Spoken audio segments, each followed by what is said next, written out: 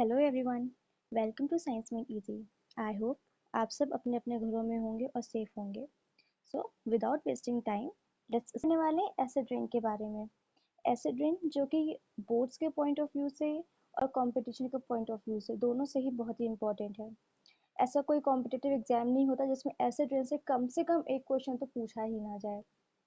Okay, सो आज हम लोग एसिड रेन के बारे में पढ़ेंगे। इसमें सारे वही पॉइंट्स हैं जो कि कंपटीशन में पूछे जाते हैं, और जो बच्चे बोर्ड्स दे रहे हैं अगर उनको पढ़ना है ये तो उनके लिए भी उतना ही इम्पोर्टेंट है। और इन पॉइंट्स को आप थ्योरी के रूप में एग्जाम में अपने पास लिख सकते हो, और अगर पॉइंट्स के फॉर्म में लिखते हो तो बहुत ही अच्छी बात है।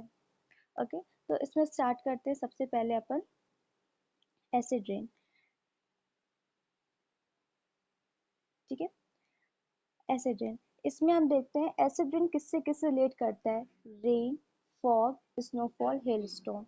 यानी कि एसिड रेन बारिश के फॉर्म में, कोहरे के फॉर्म में, स्नोफॉल यानी कि जो स्नोफॉल होती है उसके फॉर्म में, या फिर हेल स्टोन यानी कि ओलो के फॉर्म में स्काई से अर्थ में आ सकती है, ठीक है। दूसरा, अब एसिड रेन को जानने से पहले हमें ये जानना चाहिए कि एक्चुअली में ये एसिड क्या चीज़ है। ठीक, एसिड क्या है।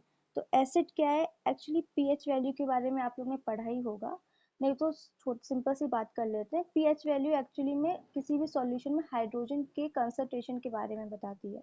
तो अगर किसी सॉल्यूशन में पीएच वैल्यू 7 से कम है, अच्छा उसके पहले ये देख लेते हैं कि पीएच वैल्यू नापते कैसे। एक्चुअली एक स्केल होती है जिसमें 0 से लेकर के 14 तक की काउंटिंग होती है, ठीक है। मिडिल में 7 होता है यहाँ पर, ठीक। अगर कोई भी चीज़ जब हम लोग मतलब उसका पीएच वैल्यू मेजर करते हैं, अगर किसी भी सॉल्यूशन का पीएच वैल्यू 7 से कम है तो वो कैसा होगा, एसिडिक होगा।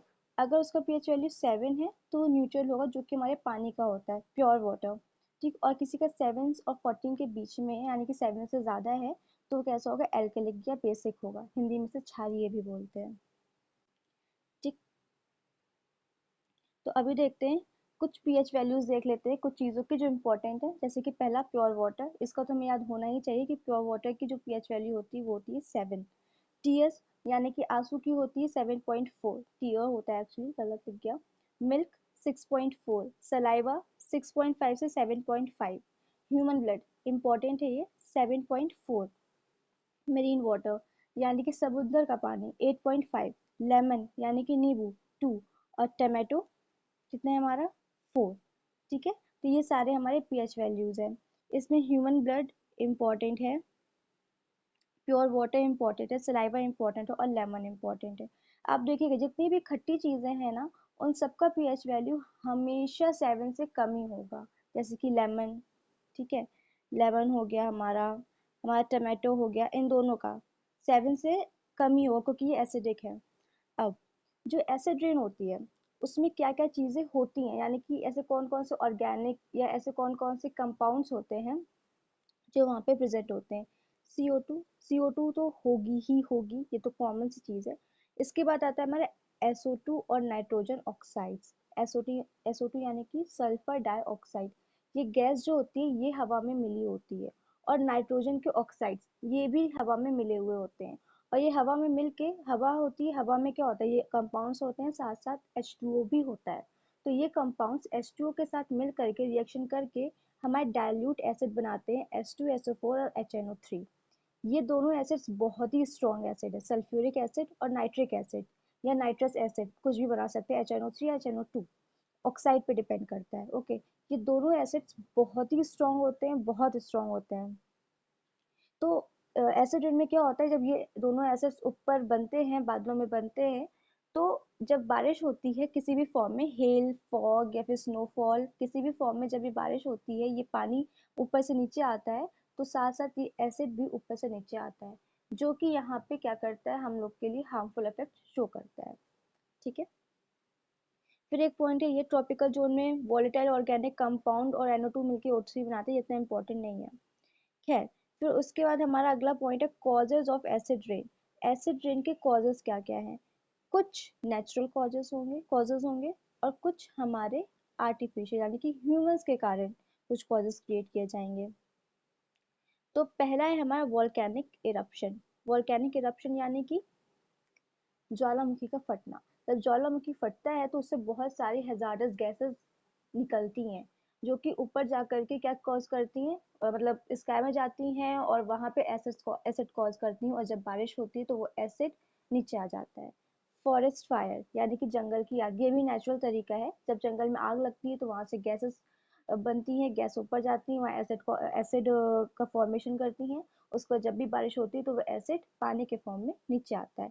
लाइटनिंग यानी कि बिजली का चमकना, जो थंडर स्टॉर्म, यानी कि जब बारिश के मौसम में मोस्टली हमेशा बिजली चमकती है, तो उससे भी हमारा एसिड रेन मतलब एसिड का फॉर्मेशन होता है, गैसेस का फॉर्मेशन होता है, जो कि ऊपर जाके एसिड्स बनाती है, और वहां पर वो क्या करता है, जब बारिश होती है तो वो एसिड पानी के फॉर्म में नीचे आता है। ये तो हुआ नेचुरल तरीका।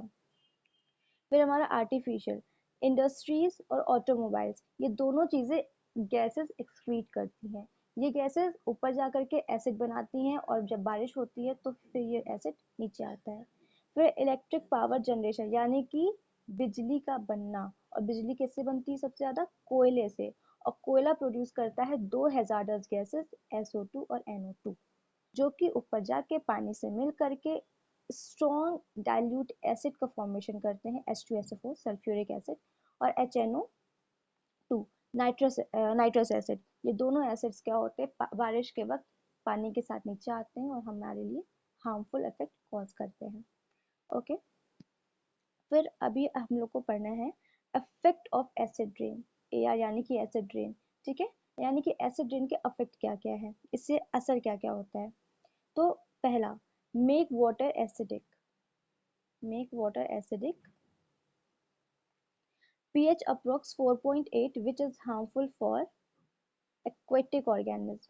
ठीक है, यानी कि देखिए जब बारिश होगी तो बारिश का पानी नदियों से, नालों में, झीलों में, तालाबों में मिलेगा, जिससे वहां का जो पानी होगा ना, उसका जो pH वैल्यू 7 या 7 के आसपास था, उससे कम होने लगेगा। कम होगा तो वो पानी कैसा हो जाएगा, एसिडिक हो जाएगा।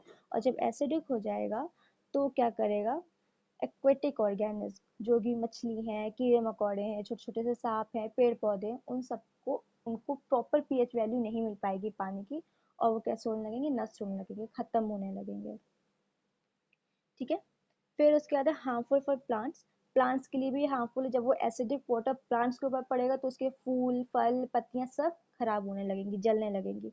हार्मफुल इफेक्ट ऑन बिल्डिंग्स, ये तो हम लोग लाइव देख ही रहे हैं, सबने शायद देखा होगा, आप सब ताजमहल गए होंगे, तो ताजमहल का जो पत्थर है ना, उसमें अब हल्का सा पीलापन आ गया है। वो ताजमहल क्यों फेमस है, एक तो उसकी सुंदरता के कारण, और सुंदरता क्या, कि वो सफेद संगमरमर से बना हुआ है, यानी कि एकदम प्योर वाइट।